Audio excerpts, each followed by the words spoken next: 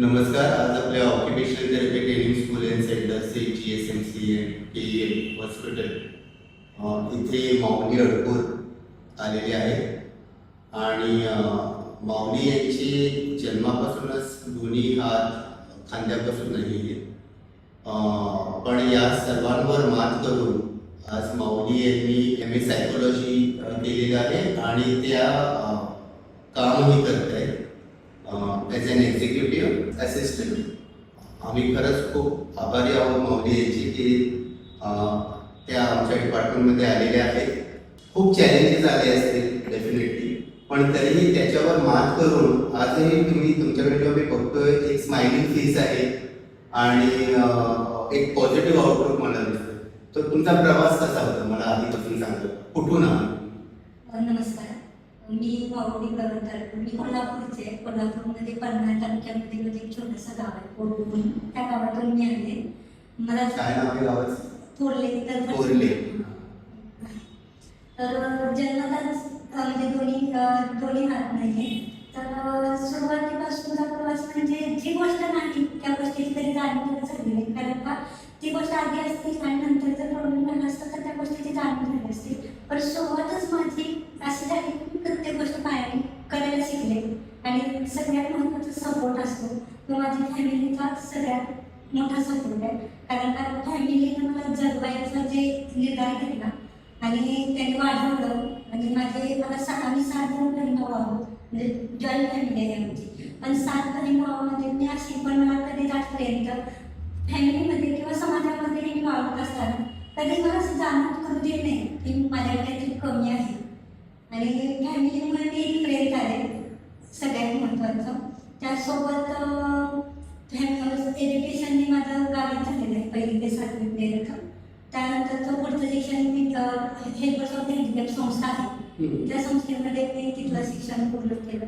तिथं म्हणजे माझ्यासारखेच किंवा माझ्यापेक्षा अनेक म्हणजे छोटे मोठे खूप प्रॉब्लेम असणारे विद्यार्थी तिथं होते.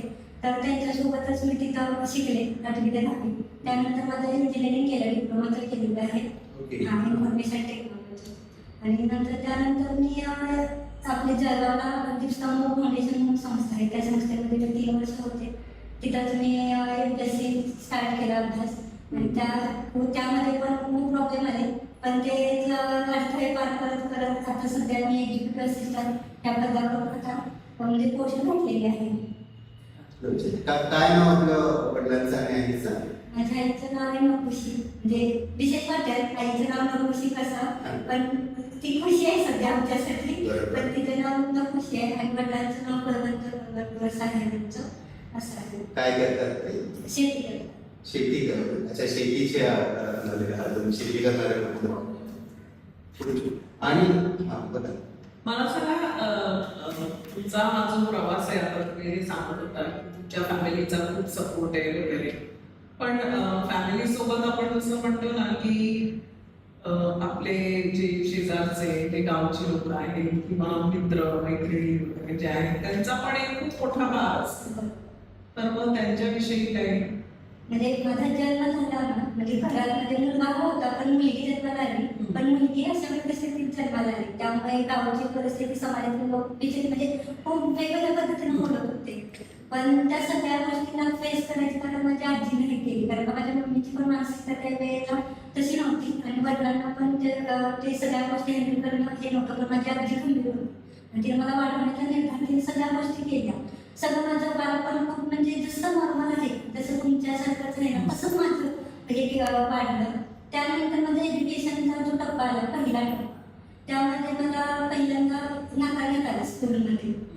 पण माझ्या वर्ग शिक्षका ज्या आहेत माझ्या वर्ग शिक्षका ज्या आहेत ना त्या मस्तीवाल्यामुळे आज तिथं आहे म्हणजे शिकले ते त्यांच्यामुळे. कारण का त्यांनी ज्यावेळेला तो एक पाऊल उचललं की ज्या वेळेला मला नाकारण्यात आलं होतं तेव्हा त्यांनी सांगितलं की तिथे की मी जर नॉर्मल मुलींच्या बरोबर तिला जर शिकवलं नाही आणि जर काही प्रॉब्लेम बाकीच्यांना आला ना तर मी 1 वर्षामध्ये रिझाईन करेन आणि तिलाही वेगळ्या शाळेमध्ये मी पाठवेन. तो ज्या वेळेला त्यावेळेला त्यांनी तो आत्मविश्वास म्हणतात ना तो मला त्यांनी पहिल्यांदा दाखवला. आणि माऊलीच्या मागे सावलीसारखे साथीदारी आणि मित्रमैत्रिणी आहेतच अजून ते आहेत म्हणून पुढे आहे. म्हणजे कुठलाही मार्ग मोठे घ्यायचे असेल तर त्यांची साथ खूप मोलाची, कारण का त्यांच्यामुळे पण मी इथं आहे. प्रत्येकाच्या आयुष्यात खरीचा वाटा आहे, म्हणजे चांगल्याही आणि वाईटही. चांगल्या लोकांच्यामुळे पुढे गेले, म्हणजे सोबतच आहेत ते, पण ज्यांनी सपोर्ट केला नाही किंवा कधी कधी सहानुभूती दाखवली, त्या लोकांच्याकडून मला शिकायला भेटलं की आपण काय केलं पाहिजे, आपण त्यातून मार्ग कसा काढला पाहिजे, त्या गोष्टी मी शिकत गेले. माऊली यांचं अक्षर खूप सुंदर आहे. ते त्यांच्या उजव्या पायाने लिहितात. पेन त्यांच्या पायाच्या बोटांमध्ये पकडून खाली एक छोटासा आपण डेस्क ठेवतो, त्याच्यावर वही किंवा जे पेज आहे ते ठेवून ते स्वतः त्यांच्या पायाने लिहितात. खूप सुंदर अक्षर आहे त्यांचं आणि स्पीडही चांगलं आहे. ही जी गोष्ट आहे पायाने लिहिण्याची, ती कशी तुम्ही आत्मसात केली? आता मी आता सांगितली, मला आम्ही 7 जण बहीण भाऊ आहोत. ते अभ्यास करत बसायचे तेव्हा मी तिथं जायचे आणि त्यांच्याकडून मग मम्मी किंवा मोठे असायचे ते म्हणायचे की तिथं पायात काहीतरी द्या, म्हणजे ती काहीतरी करू शकेल. त्यावेळेला त्यांनी ते लिहायला म्हणजे देण्याचा, आणि मी त्यानंतर ते लिहायला म्हणजे सगळं त्यांना पण कळायला लागलं की जी बाकीच्यांची जी हातात शक्ती आहे ती जी सगळी पायामध्ये. हा, मग त्यावेळेला जे घरच्यांनी ओळखलं, त्यानंतर मला शिक्षणासाठी जायचं हे आणि माझ्या हँडरायटिंगसाठी सगळ्यात मोलाचा वाटा माझ्या मोठ्या बहिणीचा आहे. कारण सगळ्यांची सुट्टी, दिवाळी मे महिना ही सुट्टी एन्जॉयमध्ये गेली लहानपणी, पण माझी दिवाळी मे महिना ही सुट्टी शुद्ध लेखन आणि वया महिन्यातच गेली. कारण तिला असं, ती मला नेहमी म्हणायची मोठी बहीण की तुला वर्गामध्ये असं म्हणता कामा नये की, म्हणजे आता आपण कोणती तर गोष्ट सांगताना विद्यार्थी त्या स्पीडनं लिहायचे. मला ती नेहमी म्हणायची की तुझं पण त्या स्पीडनं झालं पाहिजे. तुला असं कोणीच म्हणता कामा नये की तू पायाने लिहितेस म्हणून तुला वेळ लागतो, तुझ्यामुळे कुणाचं नुकसान होता कामा नये. आणि दुसरी गोष्ट, तिथून लिहिण्याची वही असेल त्या 2 लाईनमध्येच अक्षर आलं पाहिजे किंवा त्यापेक्षा छोट्याच आलं पाहिजे, हा तिला अभ्यास असायचा. आणि तिचं श्रेय आहे, कारण का मला त्यावेळेला वाटायचं मला सुट्टी एन्जॉय करता आलेली, पण त्याचं महत्त्व मला आता समजते, कारण का त्यावेळेस तुमची मेहनत घेतली माझ्यावर, त्याचं फळ आज आहे की मी त्या स्पीडनं आणि नॉर्मल, म्हणजे मी पण नॉर्मलच आहे, पण जे म्हणतात ना तशा पद्धतीनं माझं हे अक्षर चांगलं त्या पद्धतीनंच आहे. पण लिहिण्याच्या व्यतिरिक्त तुम्ही अजून काय काय करू शकता तुमच्या पायाने? लिहिण्याच्या व्यतिरिक्त मला जे काही म्हणजे विचारांमध्ये सगळं मी करू शकते. फॉर एक्झाम्पल, मी हार्मोनियम पण वाजवू शकते, दुसरं जेवण करू शकते, घरातली सगळी कामं करू शकते. आणि मग त्याच्यासाठी तुम्ही काय विशिष्ट असे काय चेंजेस केलेले आहेत का तुमच्या किचनमध्ये म्हणा, किंवा जे भांडं तुम्ही वापरताय, चमचा जो वापरताय, त्याच्यात काही चेंजेस केलेले आहेत का? काहीच नाही, जे नॉर्मल आहे तसंच आहे, फक्त गॅसचा प्रॉब्लेम असेल, उंचीला कमी पद्धतीनं असेल अशा पद्धतीचं आहे. आणि आपलं जे बेसिंग वगैरे असेल ते माझ्या साईजनुसार, म्हणजे घरातली जी सिस्टीम आहे माझ्या पद्धतीनुसार केली आहे. पण जरी बाहेर कुठेही आता हॉटेलमध्ये गेलो, आता जर मला सपोज इथं काहीतरी दिले तुम्ही आणि इथले मला वस्तू उचलून घ्यायची, तर मी असं म्हणत नाही की त्या घेऊन काय ते मला जमेल का नाही असं मी म्हणत नाही, ते प्रयत्न करते. प्रयत्न करायचा आपल्या हातात आहे, ते जमेल नाही जमेल ती पुढची गोष्ट, पण प्रयत्न सोडायचे नाही. मग म्हणजे आता हॉटेलमधली पण गोष्ट आहे, हॉटेलमध्ये गेल्यानंतर प्रत्येक ठिकाणी त्या आपल्याला आपल्या साईजचं स्टेबल नसतं, तर मी तिथं त्या पद्धतीने ऍडजस्ट करते. आयुष्यात ऍडजस्टमेंट करणं पण जमलं पाहिजे, कारण प्रत्येक ठिकाणी आपल्याला जसं आहे तसं भेटणार नाही. खरं आहे. तर आता आपल्याकडे आमच्या डिपार्टमेंटला पण आणि पदार्थांसाठी खूप अशी लोक आहेत ज्यांना काहीतरी डिसेबिलिटी होते आणि त्याच्यामुळे त्यांना समाजामध्ये पुढे जाण्यासाठी खूपच त्रास सहन करावा लागतो. मग अशी जी लोक आहेत त्यांच्यासाठी तुम्ही काय सांगा?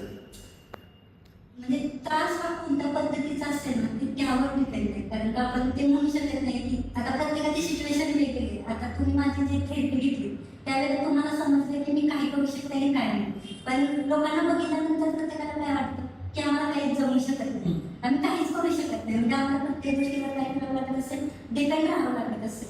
पण असं नाही, तर तुमचं काम काय आहे, प्रत्येक व्यक्तीला जाणून घ्यायचं, प्रत्येक व्यक्तीचं काय करायचं की तुम्ही काय करू शकता हे तुम्ही जाणून घेता आणि त्या पद्धतीनुसार करताना.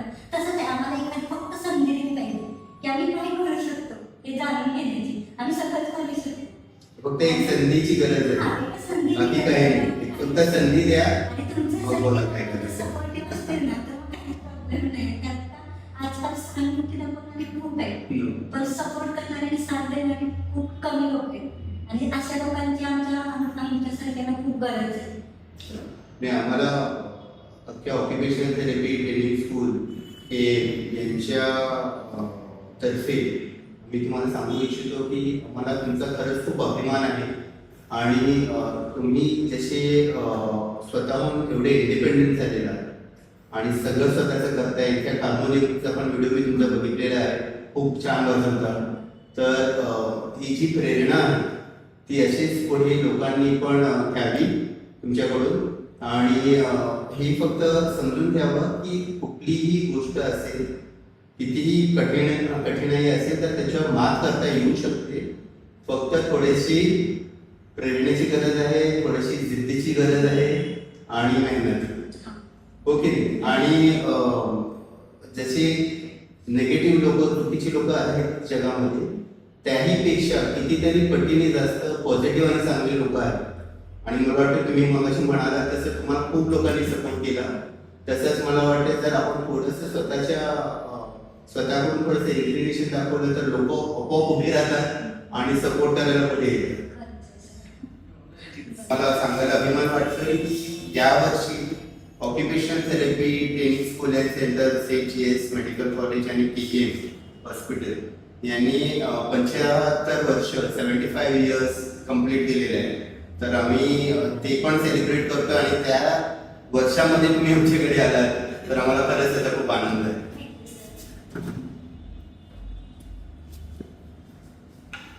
संधी दिली त्याबद्दल खूप थँक्यू.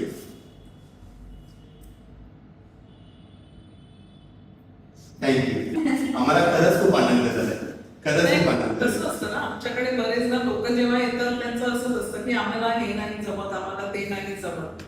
पण जेव्हा असा व्यक्ती येतो की आम्हाला कळतं की एवढा सगळा प्रॉब्लेम असून पण तुम्ही त्याच्यातनं कसा मार्ग काढलाय वगैरे, त्यामुळे ते आम्हाला मग दुसऱ्या पेशंट्सना पण सांगावं असं इच्छितो की नुसतं नाही येत म्हणण्यापेक्षा आपण त्याच्यावरती कसं मात करून काय आपली करता येईल, त्याच्यातून मार्ग कसा काढता येईल हे तर तेच. आणि म्हणजे तुमची ऑक्युपेशनल थेरपी आहे ना ती खूप आमच्यासाठी इम्पॉर्टंट आहे. का माहिती आहे? कारण का आम्हाला अनेक ठिकाणी फेस करावं लागतं.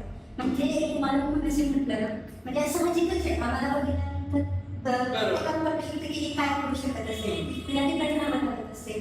आणि हे आम्हाला जॉब त्या ठिकाणी माझ्यासारखं काही माझे बंधूपासून आहे त्यांना आजकाल खूप फेस करावं लागत आहे. म्हणजे जिथे जॉबसाठी जातात ना तिथं डायरेक्ट म्हणजे ते स्वतः मेहनत करून पास होऊन तिथपर्यंत आलेले असतात, पण त्यांना नाकारलं जातं. म्हणजे तुमच्या ह्या महिन्यात मला ते सांगावंच वाटतं. पण तुम्हाला मग म्हटलं की संधी आहे की आम्ही काय करू शकतो, हे तुम्ही खूप मोठं काम करताय. कारण ते तुम्ही सगळं लिहून देताय ना आणि आम्हाला जाणून घेताय तुम्ही, हे महत्वाचं आहे. थँक्यू. खरंच हे आमच्यासाठी खूप मोठी गोष्ट आहे. आणि त्यामुळे आमच्या प्रोफेशनचं नाव आहे व्यवसाय उपचार तज्ञ.